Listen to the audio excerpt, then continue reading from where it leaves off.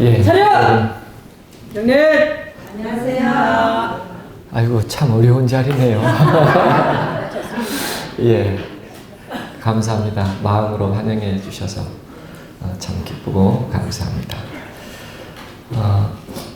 2시간 제가 4시까지인데요.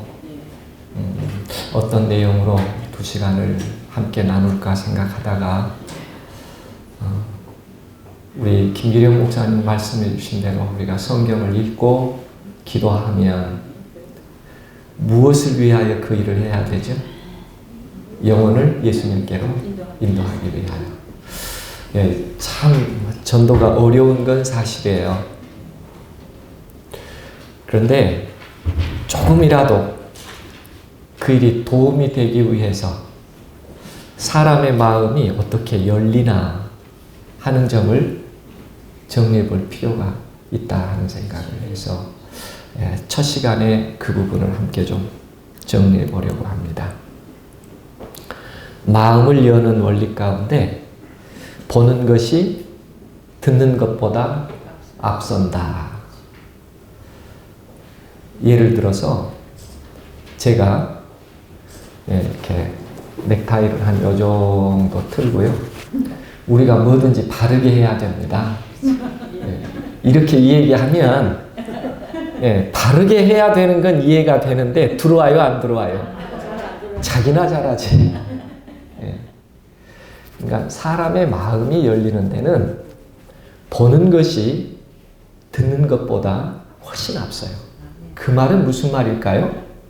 우리가 성경으로 말해주는 것보다 우리의 삶이 어떻게 보이느냐가 그분의 말을 내가 받아들일 것인가 거부할 것인가를 결정하는 아주 중요한 요소다. 잘 이해해 볼 필요가 있어요. 여러분, 왼쪽 분은 백인이고요. 오른쪽 분은 흑인이에요. 누가 더 밝은가요? 흑인. 아니요. 제가 다시 설명할게요. 오른쪽에 있는 분은 백인이고 왼쪽에 있는 분은 흑인이에요. 누가 더 밝으냐고요? 웃는 사람이 밝아요. 예. 뭐 다수가 결의를 통해서 한번 정해볼까요? 예. 밝다는 것은 피부색이 어떠느냐, 모양이 어떠느냐 관계없어요. 예. 그러나 밝음은 항상 우리 마음속에 친근함을 느끼게 합니다. 그래서 보이는 것 참 중요해요. 우리가 매일 자신을 십자가에 못 박고 아무것도 아끼지 않고 봉사하기 위하여 하나님께 자신들을 복종시키며 매일 성령의 기름 부음을 받기 위해 끊임없이 무엇하면? 기도하면 우리의 얼굴은 거룩한 빛으로 환해질 것이다. 그러니까 우리가 정말 우리의 모습이 환해지기 위해서 해야 할 일은 뭐라고 기록하고 있습니까? 영감의 글에는 매일 성령의 기름 부음을 받기 위해 끊임없이 무엇하면? 기도하면 뭐가 변한다고요? 우리의 얼굴이 거룩한 빛으로 환해질 것이다. 우리가 영혼을 사랑하기 전에 우리 자신을 보다 더 적절하게 하나님께 드리기 위한 준비가 필요한데 그것은 성령께서 내 내면에 임하여 오셔서 내 내면의 삶을 변화시키고 기쁘게 할 때 감출 수 없는 빛이 우리 가운데 이르게 옵니다. 에녹의 글 가운데 에녹의 얼굴은 거룩한 빛으로 환하였으며 예수님의 얼굴에서 빛나는 빛까지 빛이었다. 우리가 좀 그렇게 살면 될까요? 예, 그렇게 살면 사람의 마음이 열립니다. 라고 기록을 하고 있어요. 두 번째, 우리 사람의 마음이 열리는 두 번째는 가장 큰 필요는 공감대의 형성이다.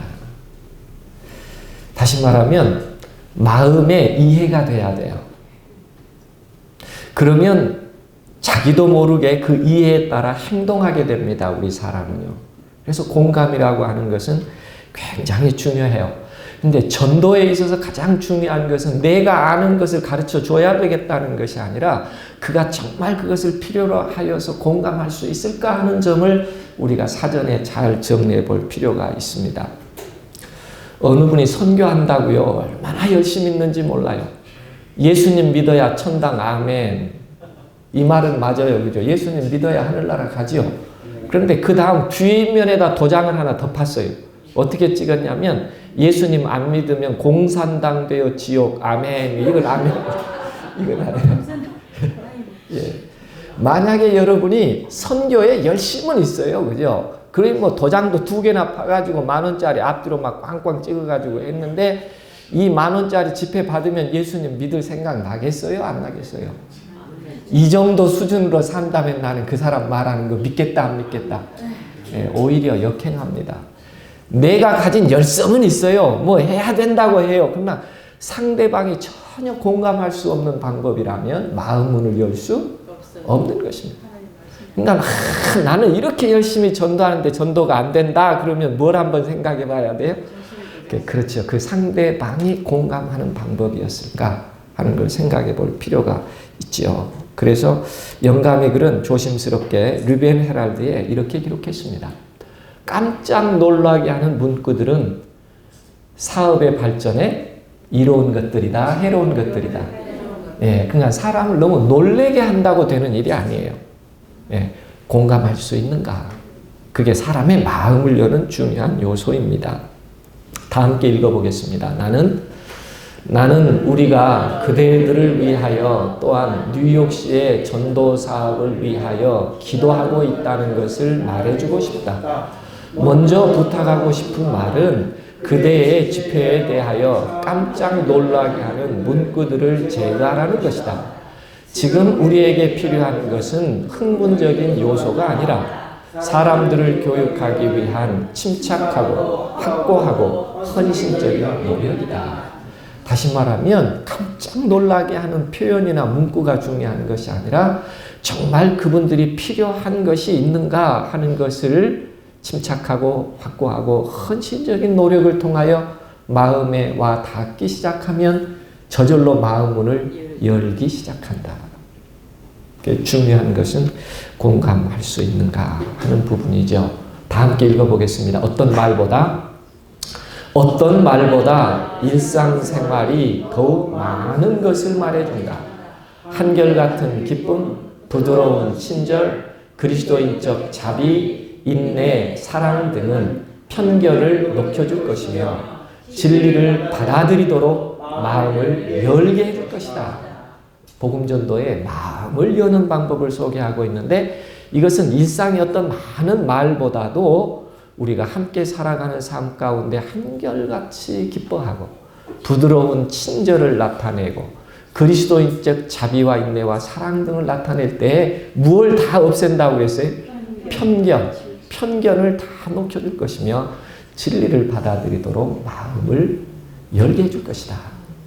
우리가 선교사 사관 생도인데 여기에 우리가 마음을 좀 두면 좋겠어요. 그죠? 여기에 사관 생도가 되면 영원히 있을 것 같아요. 마음문이 열리니까.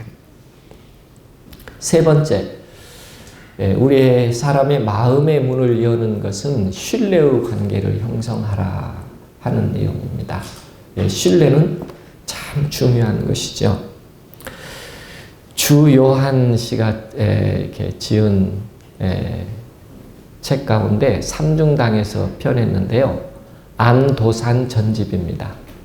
도산 안창호 선생님의 일대기를 기록한 책이에요. 그런데 이 책 마지막 부분에 보면 글씨가 잘 안 보이죠. 제 19장인데요. 일본 경찰의 취조를 받아서 죽게 됐어요.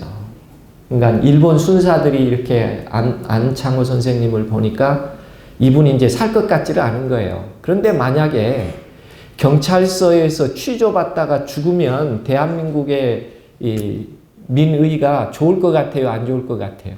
안 좋을 것 같아요.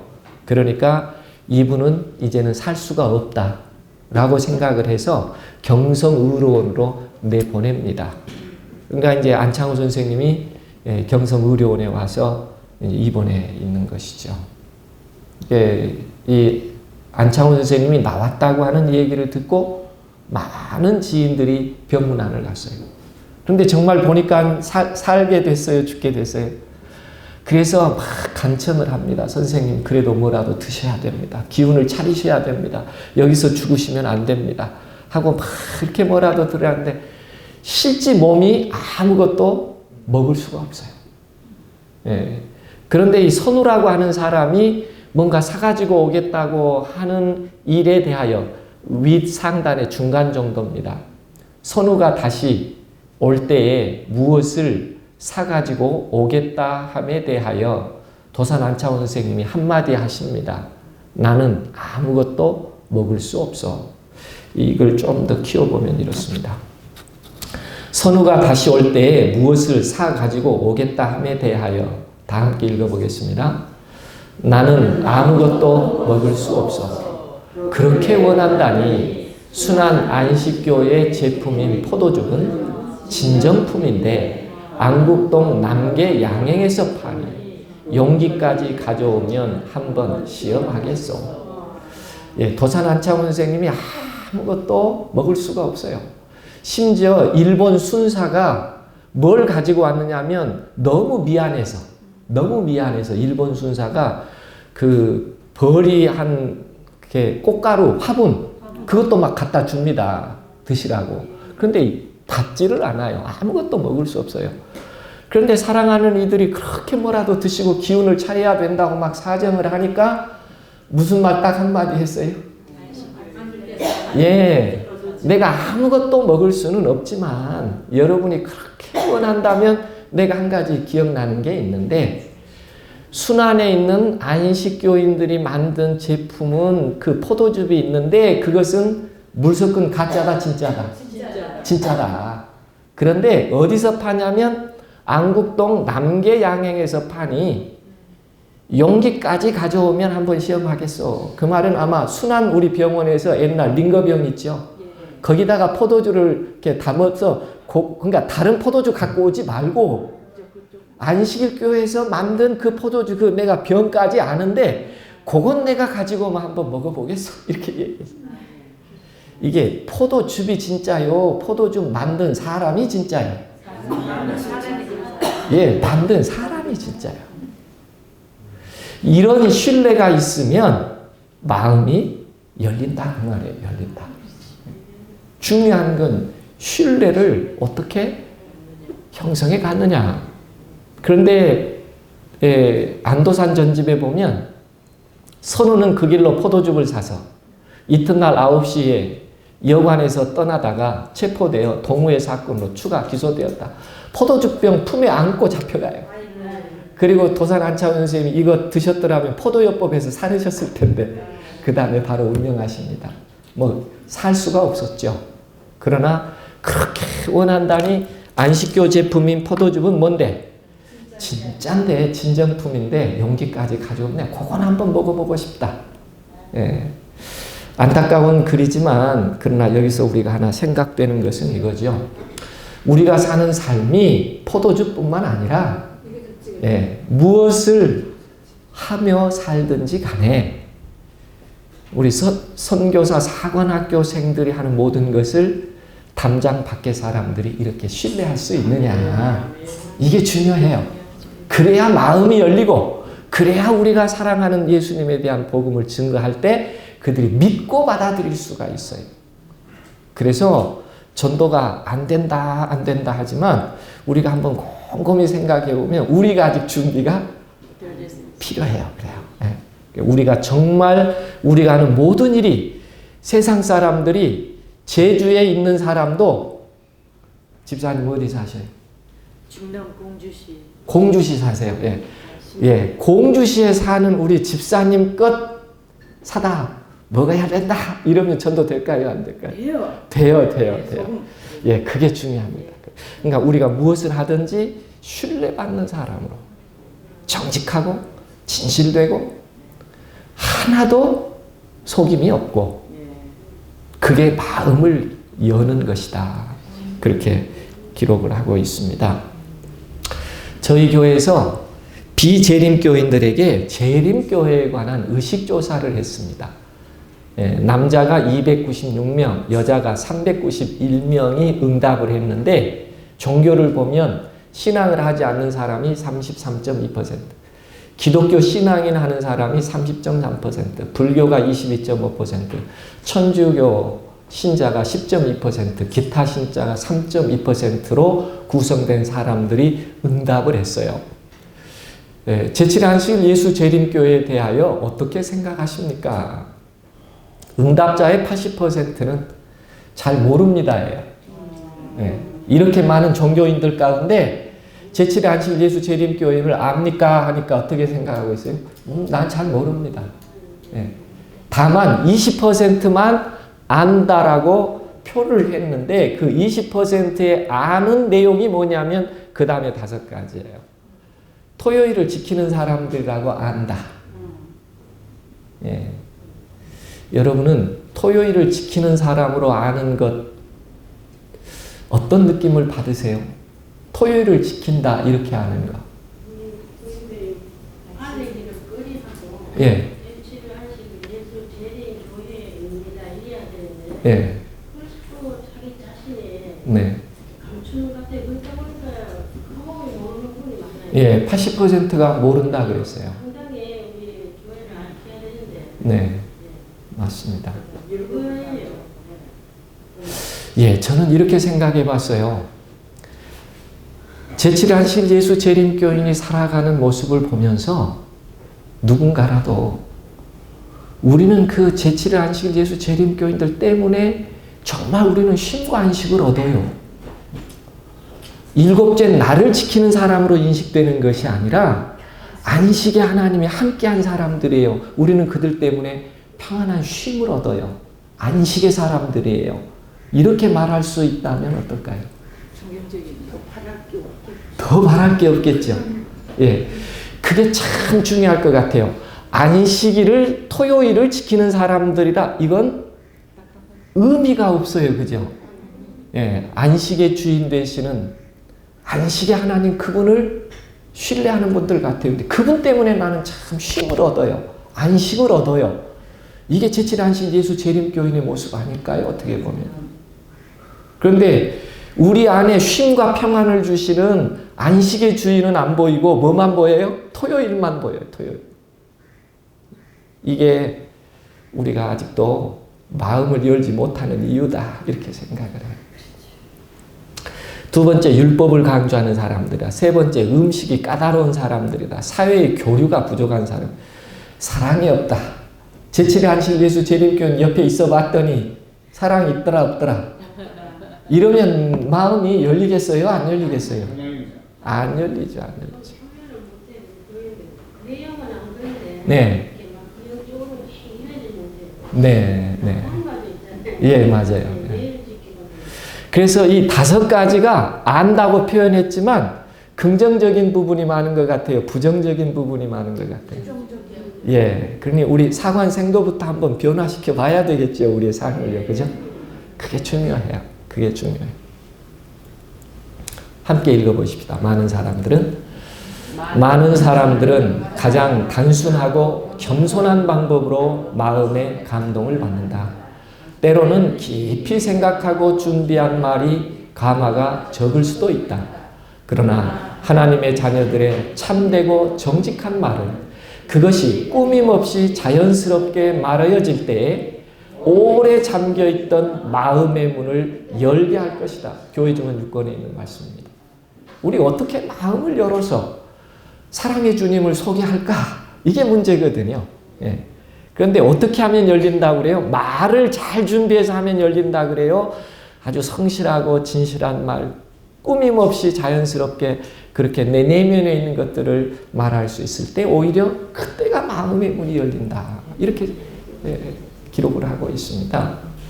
그래서 우리가 선교사 사관생도로서 앞으로 우리가 영혼을 구원할 때 어떤 점이 정말 중요할까 하는 점들을 우리가 잘 살펴볼 필요가 있습니다. 네 번째, 마음이 열리는 네 번째 원리는 개인의 필요에서 수용성이 결정된다. 무슨 내용이냐면요. 한 번은 이렇게 어느 초등학교 저학년에서 아이들이 막 이렇게 떠드니까 재밌는 얘기를 하나 해주겠다고 생각을 했어요. 그래서 선생님이 막 원숭이가 난장을 부리고 노는 아주 재밌는 얘기를 해줬는데 다른 아이들은 막 책상을 치면서 깔깔깔거리고 웃어요. 원숭이 얘기가 너무 재밌어서. 그런데 한 아이가 도대체 웃지를 않는 거예요. 그래서 선생님이 마음이 자꾸 쓰여요. 웃지 않는 아이. 얼마나 재밌게 지금 아이들을 다 웃을 수 있도록 하고 있는데도 그 아이는 표정이 변하지 않는 거예요. 그래서 수업 시간이 끝나고 그 아이에게 찾아가서 물었습니다. 너는 오늘 원숭이 얘기 재미없었니? 그 아이가 아주 작은 목소리로 네. 왜 재미없었어?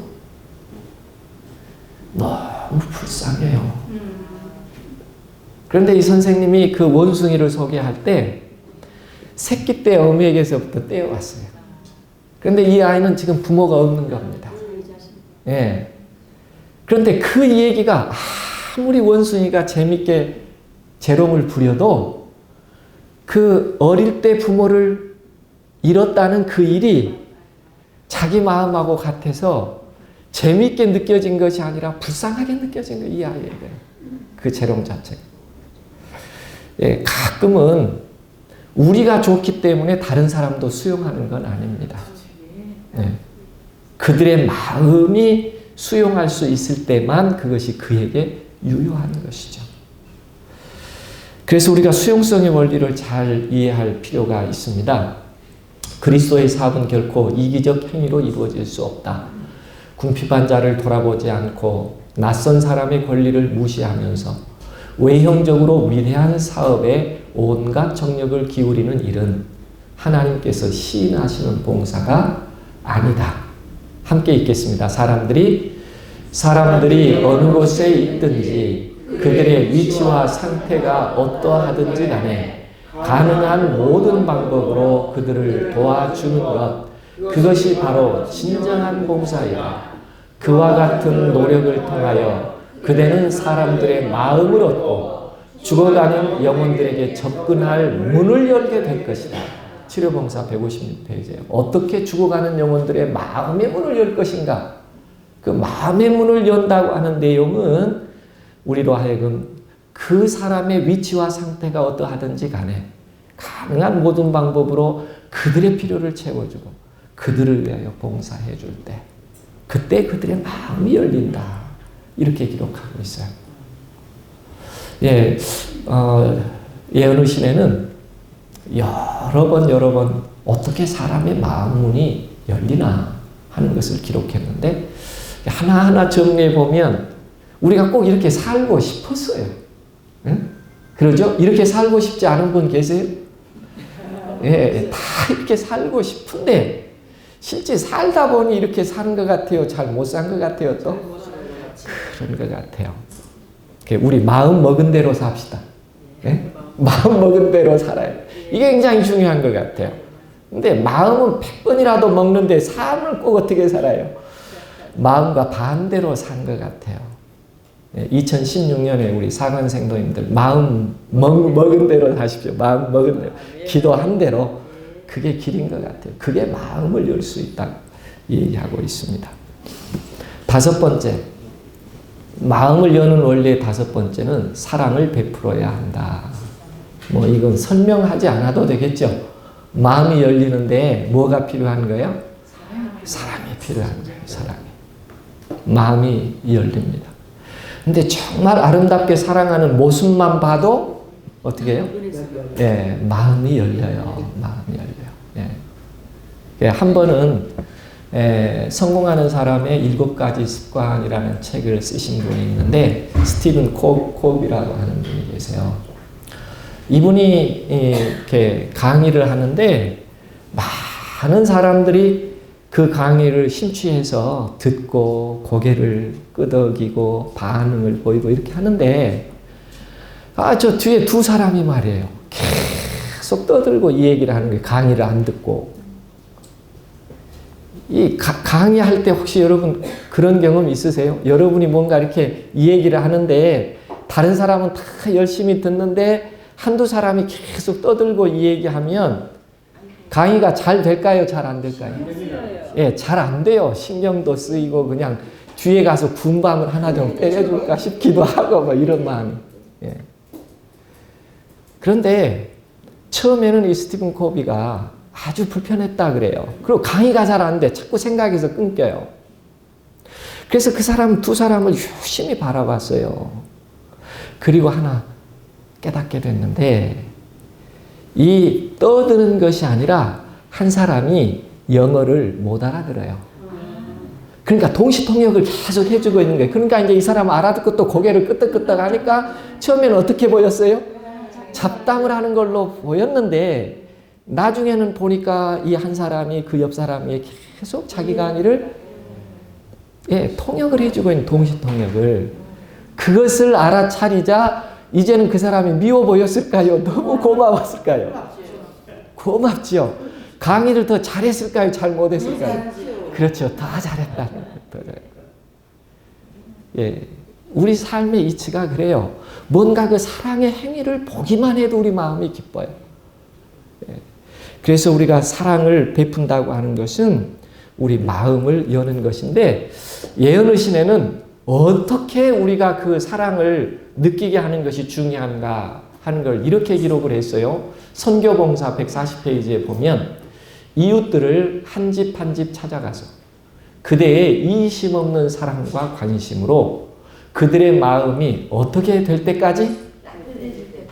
따뜻해질 때까지 그들과 가까이 무엇하라? 예, 어떤 분이 그랬다 그래요. 자기 여동생에게 시조를 10년을 보내줬답니다. 많이 보내줬어요? 적게 보내줬어요? 예, 여동생 구원하려고 시조를 10년을 보냈어요. 그리고 삼육대학의 훌륭한 교수님을 강사로 모셔서 전도회를 하면서 이번에는 오겠지 하고 초청을 했대요. 그런데 언니 나 바빠서 못 가. 시조 몇 년을 보내줬는데 10년을 보내줬는데 온다 그래요? 안 온다 그래요? 그래서 우리 교회 집사님이 그랬답니다. 미친년 죽든지 말든지 나 이제 시조도 안 보내줘. 그랬다 그래요. 예, 10년 동안 공을 들였는데 예, 전도에 안 나왔다고 보내준다고요? 안 보내준다고요? 지 죽든지 말든지 안 보내준다 그랬다. 그런데 선교봉사에는 10년 기간이 아니라 마음이 따뜻해질 때까지예요. 따뜻해질 때까지. 예. 참 중요한 원리입니다. 사람을 설득력 있고 친절한 태도와 그리스도를 위한 기쁨과 사랑이 충만한 태도로 접근하라. 교훈과 논쟁의 반복이 아무런 일을 성취하지 못할 때 말과 행동에 나타난 무엇이 사랑이 영혼들과 접촉할 수 있는 길을 열어줄 것이다. 네, 참 중요한 원리예요. 네, 논쟁이 마음을 열 수 없어요. 이길 수는 있어요. 그러나 마음을 열지는 못합니다. 오히려 말과 행동에 나타난 사랑이 영혼들과 접촉할 수 있는 길을 열어줄 것이다. 네, 그래서 그리스도의 놀라운 사랑은 심령을 녹이고 굴복시킬 수가 있을 것이다. 참 중요한 것은 사랑이죠. 이런 일들이 선행될 때 그 아름다운 복음이 스며들어요. 그리고 삶을 변화시킬 수 있는 것입니다. 다 함께 읽어보겠습니다. 그리스도께서 보이신 것과 같은 동정심을 진실한 마음으로 단순하게 나타내 보일 때 그리스도의 영에 단순하고 다정한 보살핌을 요구하는 영혼들의 마음을 열게 하는 힘을 준다. 교회증은 9권에 있는 말씀입니다. 예, 우리 예수님께서 보여주셨던 그 아름다운 동정심, 또 진실한 마음으로 단순하게 사랑을 베푸는 것, 이런 모든 일들이 영혼들의 마음을 열게 해줄 것이다. 참 중요한 원리입니다. 6번째 원리입니다. 할 수 있는 봉사나 헌신을 하게 하라.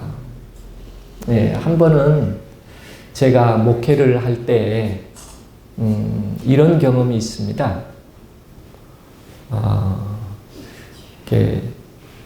제가 한 곳에서 목회하다가 한 8개월 만에 인사 이동이 됐어요. 그래서 새로운 지역으로 갔는데 그 교회에 가서 보니까 아주 상처가 많고 또 이렇게 싸움이라고 할까요? 그 알력의 힘이 아직도 작용하고 있는 곳이었어요. 그런데 한 장로님께서 저에게 이런 얘기를 하십니다. 목사님, 왜 이쪽에 오신 줄 아십니까? 아니요, 하나님께서 보내셔서 제가 왔죠. 그랬더니 본인이 오도록 했다는 것입니다. 그러면서 목사님, 제가 어차피 이곳에 오셔서 목회를 하시니까 제가 아주 잘 도울 마음이 있습니다. 그러면서 매달 통장에다 10만 원씩을 넣어주겠다고 그래요. 그러면서 이걸 가지고 청년들 밥도 사주고 열심히 이렇게 활동하시면 된다고 그래요.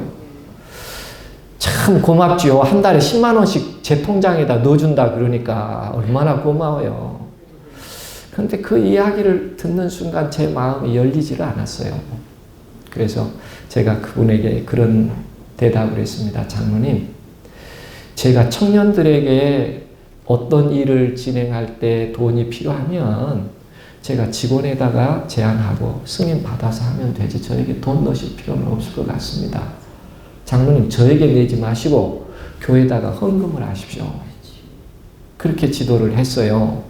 그랬더니 뭐 꼭 그렇게만 생각하시냐 그러시면서 가셨어요. 얼마 후에 그분이 다시 저를 찾아오셨어요. 그러면서 목사님, 자전거 타고 목회하시려니까 많이 힘드시죠? 제가 목회자를 위한 차를 하나 사겠습니다. 그런데 한 3년 여기서 목회하시면 또 이동되시잖아요. 그런데 3년 차를 타면 그 누구 못 줍니다. 그냥 목사님 가지고 가셔야 됩니다. 그러니 합회에 가서 목사님 차라고 보고하시고 보험료를 타오라 그래요.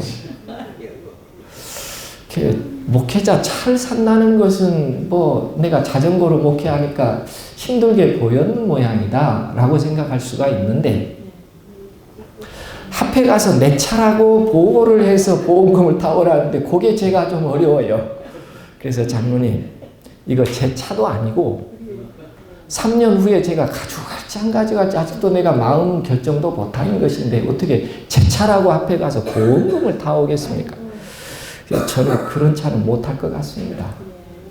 그랬더니 뭐 어떻게 생각이 조금만 달리면 그것도 가능한 건데 그러신다. 그것도 그냥 가셨어요. 그래서 이분이 왜 자꾸 나에게 이런 제안을 하시나.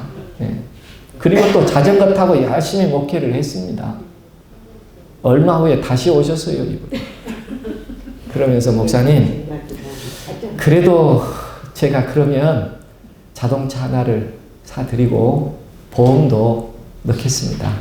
그 대신 이제 목회자용으로 하고 목사님 혹시 3년 후에 정근하시면 그냥 놔두고 가시면 됩니다. 목회자용으로 하나 사놓으면 타시겠습니까? 이렇게 물어요. 제가 생각하니까 목회자용으로 사놓으면 제가 언제 인사가 돼도 놔두고 가면 되고 또 그 다음 목회자가 타면 되고 보험도 다 뭐 해결한다고 그러니까 이제 그 정도는 또 괜찮을 것 같아요. 그래서 장로님 뭐 그렇다면 제가 차 가지고 오시면 그 차 가지고 목회하겠습니다. 그랬더니 저는 얼마나 좋은 차를 가져온 줄 알았어요. 그랬더니 꽁지 없는 프라이드 DM을 사가지고 왔어요. 옛날 프라이드 DM 아시죠? 꽁지 없는 거. 은색. 그래도 자전거 탄 것보다야 낫지요. 그래서 그걸 타고 제가 목회를 열심히 했습니다. 우리 집사님들 또 방문 갈 때 얼마나 좋아하시는지 몰라요. 이렇게 함께 타고 방문 타고 막 이러니까. 이제 목회를 한참 하면서 그 여름이 지났어요. 그리고 가을 정도 됐는데 그 장로님이 또 저녁 식사를 하자고 그래요. 그런데 댁으로 오라고 그럽니다. 그래서 갔어요. 그랬더니 저녁 식사를 준비해서 식사를 맛있게 잘 했습니다. 식사를 물리고 났더니 장로님이 저에게 이렇게 부탁을 하는 거예요. 그러니까 다른 두 장로님 말씀 들으면 안 된다는 거예요. 그러니까 누구 얘기 듣고 목회를 하라는 거예요? 내 얘기가 맞으니까 내 얘기만 듣고 하셔야 그 두 분 장로님 얘기 들으면 절대 안 된다는 거예요. 그래서 제가 밥은 잘 먹었는데 이게 좀 부담이 좀 됐어요. 그래서 아이 장로님 교회라고 하는 게 다 함께 의견을 나누고 이렇게 하셔야지 제가 어떻게 장로님 말씀만 듣고 목회를 하겠습니까? 그건 조금 좀 어려울 것 같습니다. 이랬거든요. 그랬더니 그분이요 갑자기 이렇게 표정이 딱 바뀌더니 그럼 그 자동차 타지 마십시오. 이런 거예요. 예, 그래서 제가 아이고 장로님 제가 처음부터 자동차 이거 안 타야 되는데 잘못한 것 같습니다. 하고 제가 거기 그 교탁 그 탁자 위에다가 키 놔두고 예, 제가 택시 타고 집에 갔어요. 그랬더니 그 다음 날 사택 옆에다가 그 차를 세워놨어요. 그런데 제가 안 탔습니다. 그러니까 이제 방문할 때 집사님들이 오셨는데 제가 그 차를 타요 안 타요? 집사님들이 왜 목사님 차 안 타고 가요? 빨리 차 타고 가요. 그래. 아예 오늘 그냥 버스 타고 가죠. 예, 제가 그걸 말로 할 수도 없고요. 그런데 우리 집사님들이 눈치로 알아챘어요. 아, 이거 틀림없이 뭐 장로님하고 뭐 썸띵이 있었구나 이렇게. 그리고 얼마 정도 지났습니다. 그랬더니 믿지 않는 남편이에요. 그러니까 부인만 저에게 집사님이고 남편은 안 믿으신 분이에요. 그런데 아마 이 여 집사님이 저녁에 벽에를 마주대고 뭐라고 얘기하신 것 같아요. 우리 목사님 너무 고생하신 것 같다고 뭐 이렇게. 그러니까 그분이 혼자 가서 프라이드 DM 은색 똑같은 차를 하나 사가지고 아주 모델도 똑같고 색도 똑같고 그리고 키를 주면서 목사님 요거 타고 그냥 마음대로 목회하십시오.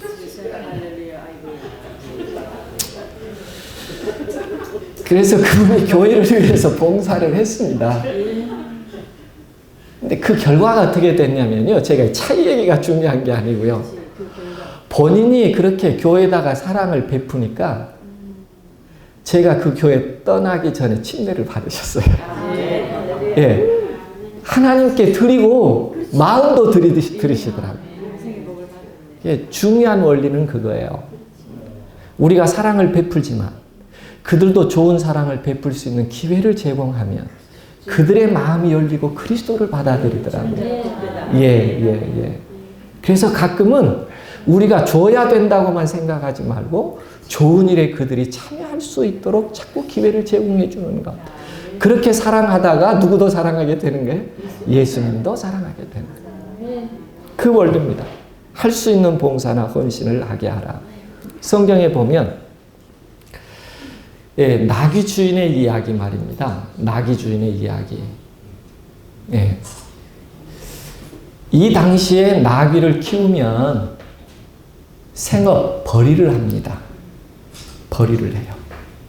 그러니까 예루살렘에 가난한 한 사람이 있었는데 처음에는 뿅아리 좀 키웠어요. 그거 좀 키워가지고 팔아가지고 토끼 샀어요. 토끼 사가지고 하니까 번식이 아주 잘 됐어요. 그래서 그 토끼 다 팔아갖고 젖자는 염소 한 마리 샀어요. 그것도 염소를 열심히 키워가지고 그거 팔아가지고 당나귀 한 마리 샀어요. 나귀 한 마리 샀어요.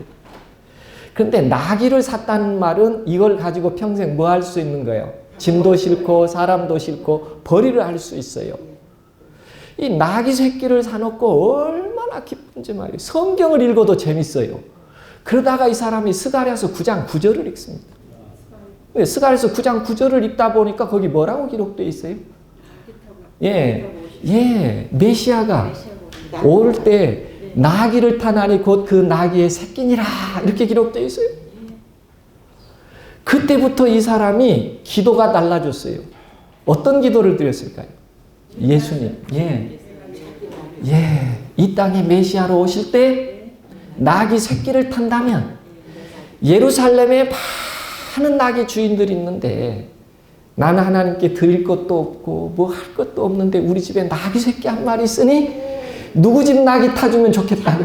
우리 집 낙이 타주면 좋겠다고. 그게 그 사람의 매일마다 낙이를 쓰다듬고 여물을 주면서 기도해요. 예수님 빨리 오셔서 낙이 새끼를 탈 때 우리 집 낙이 새끼 타주세요. 이렇게 기도를 드린단 말이에요. 세월이 흘러서 이 낙이가 커서 이제는 뭐 하게 됐어요? 예, 사람을 지워서 일을 하게 됐는데 메시아가 오셔요, 안 오셔요? 안 오셔요. 그러니까 그날 아침에는 어떤 기도를 드렸을 것 같습니까? 어찌하여 지체하십니까? 주가 쓰시겠다고 하면 얼마든지 제가 기쁨으로 드릴 수 있는데 이제 사람 낼 때가 되는데 왜 이렇게 지체하십니까? 그날 예수님께서 두 제자를 그 성내로 읍내로 보내면서 낙이 한 마리 매여 있는 것을 보리니 끌고 풀어와라 이랬단 말이에요. 예? 그런데 이 낙이 주인이 그렇게 기도하고 있는 어떤 날 두 사람이 왔는데 한 사람은 구렛나루 수염이 시커멓고 인상도 고약하고 그런 사람이 와가지고 그 낙이 끈을 막 풀어갖고 가요. 그러니까 주인이 깜짝 놀래가지고 뭐라고 했을 것 같아요. 이거 왜 풀어가십니까? 우리 낙이를. 예. 그랬더니 뭐라고 한마디 해요? 주가 쓰시겠다. 여러분은 이렇게 이해하시니까 낙이 들이죠. 예. 혹시 집사님 승용차 있으세요? 아, 승용차 없으세요? 그러면 제가 하나 에쿠스 승용차 좋은 거 하나 뽑아 드렸다고 합시다. 집사님 걸로. 아직 임시 번호판이고 시트 카바에 비닐도 아직 안 벗긴 거예요. 기쁘시겠어요? 하나 차 사드리면 기쁘시겠어요? 저는 안 기쁠 것 같아요. 아, 그래요? 예. 기쁘실 것 같은데. 제가 방향 감각이 별로 없어서 오른쪽 가고 싶은데 예, 차가 왼쪽으로 갈까봐. 아이고, 아직 운전을 안 하셨구나. 면허는 있는데 장롱이시네. 예. 네. 한번 시도해 보세요. 예. 그런데 만약에 진짜 내가 아끼고 사랑하고 평생 갖고 싶은 거 하나 가졌어요. 그죠? 막 뿅아리부터 키워가지고 낙이 샀으니까요. 그런데 그거 그냥 누가 덜렁 가지고 가면서 주가 쓰시겠다고 하면 줄 것 같아요? 안 줄 것 같아요? 맨정신으로. 그렇죠. 맨정신으로. 예, 못 주죠. 예. 그런데 주가 쓰시겠다는 한마디에 그냥 줬어요.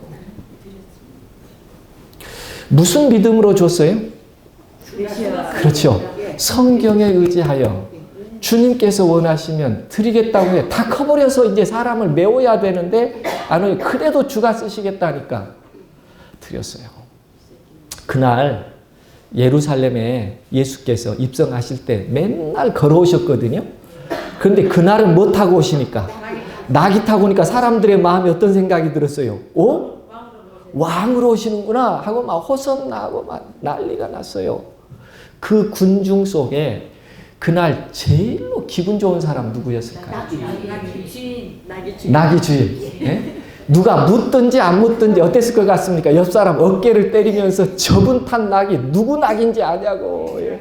그러죠. 내 거라고. 그날 누가 제일로 기분 좋았겠어요? 예, 그 낙이 주인이 그날 제일로 기분 좋았을 거예요. 근데 그분이 메시아가 되고 왕이 되셔야 되는데 낙이 타고 오시더니 그 다음에 어떻게 됐어요? 결과는. 예, 십자가에 운명하시고 말아요. 세상이 그렇게 허무하다는 거 처음 느꼈을 거예요, 그분도. 예. 마음대로 되는 게 아무것도 없다고 생각했을 거예요. 그 다음날부터 뭐 했을까요? 낙이 주인. 그 다음날부터 낙이 주인 뭐 됐을까요? 예수님 운명하셨고. 예수님이 낙이 새끼를 타셨는데 너무 어려가지고 예수님이 타시면 막 다리도 후들거리고 눈도 빨갛게 튀어나오는 낙이 이런 낙이 타셨을 것 같아요. 아직 사람은 매이지 않았으나 이제 탈만한 나귀를 타셨을 것 같아요. 예수님 품성을 생각해요. 그렇죠. 그러니까 이제 예수님이 입성하셨으니 이 나귀는 장사해도 돼요, 안 돼요? 예, 증명이 됐어요. 이제 어른 한 사람 태우고. 예. 제가 이렇게 질문해 볼게요. 여러분이 성지순례 갔는데 성지순례를 나귀를 타고 한 바퀴 도는 코스가 있어요. 그런데 거기 10마리 나귀가 있는데 그 중에 한 마리가 예수님이 타셨던 나귀예요. 아무 나귀나 타실래요? 기다렸다가라도 그 나귀 한번 타고 오실래요? 기다렸다 그 나귀 타야 돼요. 그 사람 장사 잘 했을 것 같아요? 못 했을 것 같아요? 그걸 특수사업이라고 해요. 특수사업. 예, 도움을 주면 주님께 무엇인가 기도하는 마음으로 하나님께 의지하여 드리면 평생 감사한 일이 생겨요. 평생 감사한 일. 그게 그리스도인의 생애예요. 예. 우리는 성경을 보면 예수님께서 우리들에게 어떤 축복을 주실까? 그렇게 우리의 마음을 열어주신다는 거예요. 7번째 마음을 여는 원리는 칭찬하라. 그런 얘기입니다. 칭찬하라. 예, 오늘날 참 칭찬이 많은 것 같지만 참 칭찬이 적어요. 그러니까 제가 강의를 잘 못해도 끝나면 목사님 잘하셨어요. 이 마디 한마디 해야 또 제가 기쁨으로 하죠. 그죠? 칭찬이 대단히 중요해요. 예. 마음을 여는 겁니다. 칭찬. 예. 다 함께 읽어보십시다. 그들은 빛도 기쁨도 별로 가지지 못하였는데 그 외에 다른 기쁨과 빛을 전달해주고 비추어 주므로 그들의 마음을 기쁨으로 충만하게 해주어야 하지 않겠는가. 우리가 원하는 바는 예수 그리스도의 부드러운 동정이다. 그 동정이 주어짐으로 우리는 그들의 마음을 녹여 그들의 마음과 접촉하는 길을 열 수 있다. 그들이 때로 어두웠어요. 기쁨의 빛이 없었어요. 그러나 그 기쁨과 빛을 전달해주고 비추어 줄 때 그 마음이 기쁨으로 충만하게 되면 그 다음에는 어떻게 한다는 거예요? 마음이 열린다. 참 중요한 원리예요. 그래서 우리는 자주 칭찬 아끼지 말아야 합니다. 그 다음에 8번째 마음을 여는 원리는 상대방의 이야기를 들어주라. 선교사 사관생도가 돼서 1년 동안 많이 공부하면 하고 싶은 말이 참 많을 거예요. 그런데 때로는 많이 절제해야 합니다. 내가 아는 걸 막 그냥 주려고 하기보다는 그가 마음을 열 때까지는 그의 이야기를 계속 들어줄 필요가 있어요. 그때 당신이 실컷 말하고 나서 이제 속이 시원하네. 당신은 할 말 없어? 이렇게 할 때 그 다음에 이제 내가 할 말에 타임을 갖는 거예요. 이해되세요? 그래야 제 이야기가 마음에 수용이 돼요. 자기는 지금 하고 싶은 얘기가 많은데 자꾸 들으라고 하면 들려요, 안 들려요? 예, 언제 이분 말 끝나면 내 말 할까? 이 생각만 하죠. 그러니까 마음의 문을 여는 것은 먼저 그분이 다 속에 있는 말 다 끄집어내서 할 때까지 기다려주고 들어주고, 예, 경청이라고 하는 것은요, 몇 가지 단계가 있대요. 예. 처음에 좋은 경청이라고 하는 것은 고개를 끄덕끄덕 하면서 이렇게, 예, 잘 들어주는 거고요. 더 잘 들어주는 것은 입으로 들으라 그래요. 입으로 들으라. 그 말은 무슨 표현이냐면요. 내가 용산에 갔거든. 용산에 갔구나. 이렇게 말하면 그 사람의 말을 계속 이렇게, 예, 추임새라고 하나요? 예, 그랬네. 아이고, 그랬구나. 이렇게 입으로 들으라 그 말이. 예, 그 말은 내가 당신의 얘기를 전적으로 듣고 있습니다 하는 것을 보여주는 거예요. 예. 그런데 팔짱 끼고 앉아가지고 조금만 끝나봐 내가 지금 말하고 싶거든 이 생각만 하면서 들으면 좋은 경청이 아니에요. 입으로 들으라. 입으로 계속 그분 말을 따라서 하는 것이죠. 네. 그 다음에 더 잘 듣는 것은 뭐냐면 그분이 이렇게 이 얘기를 하나 끝내고 나면 주제가 달라지고 그러니까 지금 이렇게 말한 거지 자기야 맞지? 내가 이해했다고 하는 표현을 해주는 것이 그분이 더 마음을 열게 하는 것이고요. 그 다음에 몸으로 들어라 하는 내용, 몸으로. 예. 그 말은 무슨 말이냐면 그 사람이 턱을 개면 나도 따라서 턱을 이렇게 개주고 그게 몸으로 듣는 거예요. 예. 그러니까 그 사람의 제스처를 어떻게 하라는 거예요? 예. 따라서 하면 훨씬 그분이 자기의 마음을 털어놓고 내놓는 일에 자유스러워진다. 이 말을 할까 말까가 있는데 요거까지 다 끄집어 내놔야지 이렇게. 그 과정이 다 끝나고 나면 그 다음에 자연스럽게 어떤 말을 하게 된다고. 자기야 나한테 할 말 없어? 이제 해봐 자기가. 그때가 내가 이해할 수 있는 사랑의 언어를 줄 수 있는 시간이다. 잘 들어주라는 것이죠. 함께 읽어보십시다. 죄에 빠진 자에게 낙심할 기회를 만들어주지 말라. 우리의 마음과 정신에 조금이라도 조롱하고 비웃는 생각이 일어나지 않도록 하자. 억양에 있어서도 조롱하는 기색이 나타나지 않게 하자. 만일 그대가 그대 자신에 대한 말을 하거나 무관심한 태도를 취하거나 또는 의심하고 불신하는 태도를 보임으로 인하여 한 영혼을 파멸시킬 수 있다.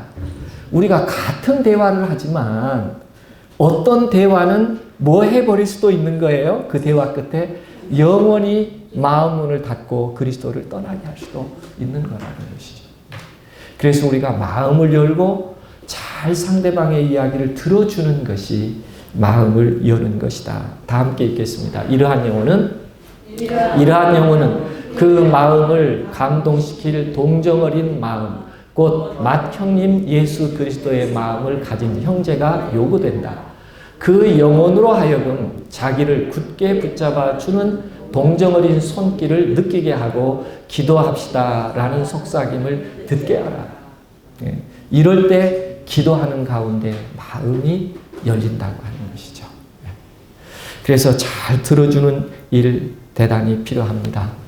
그 다음에 9번째 마음을 여는 원리는 때를 현명하게 사용하라. 전도해야 하는데도 성경에는 때를 얻든지 못 얻든지라는 상황을 소개해 주고 있어요. 우리 인간의 마음에는 때를 얻든지 못 얻든지는 나의 상황이고 상대의 상황에서 마음이 더 잘 열릴 수 있는 것은 때에 대한 좋은 생각을 갖는 것입니다. 그러니까 이웃과 더불어 이 얘기하다가 내가 A동에 한 희원이 엄마를 인도하고 싶거든. 한참 이렇게 사귀고 이 얘기하다 보면 우리가 5월 8일에 결혼했거든. 이렇게 스쳐가는 이 얘기일지라도 그것을 어떻게 해야 돼요? 놓치지 말고 기억해야 돼요. 그리고 달력에다가 돌아와서 오자마자 잊어버리지 말고 뭐라고 써놔야 돼요? 5월 8일에다가 동그라미 쳐서 희원이 엄마 결혼기념일. 그리고 달력 옮길 때, 해가 바뀔 때, 그것도 2016년 달력 5월 8일에다가 동그라미 해놓고 거기다 뭐라고 써놔야 돼요? 희원이 엄마 결혼기념일. 이렇게 기록을 해놓고 5월 8일 되면 어떻게 하면 될까요? 그렇죠. 뭐라도 하나 사가지고 가서 축하해. 그러면 어떻게 알았어? 내가 관심을 갖고 있지. 그러면 그 다음날 내 얘기 들어줄까요? 안 들어줄까요? 나를 이렇게까지 이해하고 사랑하는 사람이 나에게 제안하는데 내가 아이고 100번이라도 들어줘야지. 이런 마음이 생기지 않겠어요? 그래서 중요한 것은 마음이 열리는 때가 있어요. 그 때를 놓치지 않고 사랑을 표현하는 것이 복음을 여는 길이다. 그렇게 이해할 수 있습니다. 이것이 우리 사람의 마음속에 일어나는 마음을 여는 새로운 것을 수용할 수 있는 문이 열리는 시기다라고 말할 수 있습니다. 가버나움에서 신하를 축복하셨던 그분은 우리에게도 똑같이 축복을 주시기를 원하신다. 그러나 그 고민하던 아버지와 같이 우리는 어떤 세상의 유익에 대한 열망으로 말미암아 예수를 구하게 되는 때가 종종 있다. 그리하여 우리의 요구를 수락하시는 여부에 우리는 그리스도의 사랑에 대한 우리의 신뢰를 건다. 그러니까 가끔 어떤 때가 있어요? 살다가 정말 나도 한번 하나님을 믿어볼까? 하는 생각을 할 때가 있다는 거예요. 그때가 우리가 복음의 문을 여는 중요한 시기입니다. 우리가 생애하는 동안에 끊임없이 영혼에 대한 관심을 가지면 그 때를 발견하고 찾아낼 수가 있어요. 그것들을 사랑으로 실현할 수 있는 마음을 갖고 기도하면 주님께서 그 영혼에 응답을 주실 것입니다. 마지막으로 10번째는요. 도구를 잘 사용하십시오 하는 거예요. 그림 한 장이라도 도표 한 장이라도 영혼을 사랑하는 일에 사용될 때가 있습니다. 여기 한 구절 함께 읽어보십시다. 그리스도께서 표상과 비유 등 여러 가지 방법으로 가르치신 것과 같은 방법으로 진리를 설명하라. 그리고 도표들을 이용하여 진리를 증거하는 놀라운 방법을 모방하는 것이 유익할 것이다. 이러한 것들은 사람들의 감각에 호소하는 힘을 가지고 있다. 그러니까 가끔은 말로만 할 것이 아니라 무엇도 필요해요? 예, 그림 한 장. 이게 필요한 것이죠. 예, 그래서 그 예전에 제가 그림책을 만들어서 선교에 사용했던 적이 있어요. 예, 그래서 혹시 이분 기억하세요? 오른쪽에 계신 분 어느 분이신지. 서중환 앞에 계신 분 기억하실 텐데요. 어느 분인지 기억하세요? 오른쪽에 계신 분. 예, 지금도. 아, 그러시군요. 예, 신명환 장로님이십니다. 들어보셨는지 모르겠네요. 이분이 제가 그 사용했던 그림책을 가지고 선교를 하기 시작했어요. 그랬는데 이분이 이게 전도회를 가서 조력도 하시고 이렇게 하셨는데 용인입니다. 여기가 용인. 용인에 가서 전도회를 조력을 하는데 학생반의 한 아이가 상담을 했어요. 자기가 예수를 믿고 보니 우리 어머니를 꼭 예수님께 인도하고 싶은데 좀 도와달라고. 그래서 이제 가정사정에 대한 상담을 다 했어요. 그리고 들어보니까 이 학생의 어머니가 점치는 이예요. 점을 치는 사람이에요. 그러니 예수님 믿겠어요? 안 믿겠어요? 예수 믿으라고 하면 칭찬받겠어요? 뺨 맞겠어요? 그렇게 하기가 딱 맞지요. 그런데 이제 이 분을 위해서 기도를 드렸습니다. 이 가운데 계신 분이 신접한 자예요. 가운데 계신 분. 가운데 계신 분이 점을 치신 분이었어요. 그런데 우리 장로님께서 기도를 열심히 하시고 그림책을 가지고 갔습니다. 그래가지고 문을 두드리니까 이분이 나왔어요. 그러니까 대짜고짜 그림책을 딱 하나 보여줬어요. 그 그림책을 넘기면서 설명을 했어요. 이분이 물끄러미 그 그림책을 쳐다보다가 고개를 끄덕끄덕 하더니 그래서 이제 이런저런 얘기를 하다가 예수님에 대한 얘기를 하게 됐어요. 그런데 이상하니 그 그림책을 보면서 마음에 어떤 생각을 하나 이분이 정리한 것 같아요. 그래서 점점 마음은 열렸어요. 그리고 예수님을 믿기로 결심을 하고 침례를 받았습니다. 이분이 이제 침례를 받고 집을 가야 되는데 두려운 거예요. 또 이제 집에 가면 뭐 할까 봐요. 해코지 할까 봐. 그리고 막 부들부들 떨면서 집을 안 간다고 그랬는데 우리 장로님이 내가 그 귀신 잡는 건 내가 아주 선수라고 걱정하지 말라고 나만 따라오라고 이렇게 하고 우리 장로님 기도 열심히 하고 장로님도 겁도 좀 났지만 이 집에 갔어요. 내가 이 귀신집 철거하는 거 선수라고 막 이렇게. 그래가지고 정말 이분은 막 벌벌벌 떨고 무릎을 꿇고 앉아 있고요. 우리 장로님이 가가지고 싹 그걸 뜯어내가지고 이걸 다 깨서 부숴서 묻으려고 하니까 너무 아까워서 기념 촬영 하나 한다고 이렇게 해놓고 여기 하나 잘려졌어요. 그리고 그래서 저걸 다 해가지고 땅에다 묻고 신앙을 하게 됐어요. 그러니까 가끔은 그림 한 장도 사람의 마음을 열 수 있어요. 도구를 사용하라. 특히 우리 예언전도 같은 거 하려면 뭘 또 많이 사용해야 되죠? 도표들을 사용하게 되죠. 영혼의 마음을 열고 이해시키는데 대단히 중요한 것이죠. 그래서 제가 오늘 10가지 어떻게 사람의 마음이 열리는가 하는 부분에 대해서 제가 말씀을 드렸습니다. 다음 강의를 넘어가기 전에 잠깐 좀 쉬었다가 했으면 좋겠습니다. 제일로 중요한 것은 내가 무엇을 가졌느냐가 아니라 그가 무엇을 요구하느냐에 따라서 복음을 전하는 선교인이 되어야 하는 것이죠. 잠깐 기도드리고 마치겠습니다. 하나님 감사를 드립니다. 저희에게 시간이 없지만 영혼을 사랑하고 주님을 사랑하기 위한 시간을 구별하게 하시고 이렇게 하나님의 말씀을 향하여 우리의 마음을 열게 하시오니 저희가 잘 준비되어 영혼의 마음을 열어 영원한 생명의 사랑을 증거할 수 있는 저희 모두 되도록 축복하여 주시옵소서. 주께서 그렇게 저희를 인도하여 주실 줄 믿고 감사하며 예수님 이름으로 기도합니다.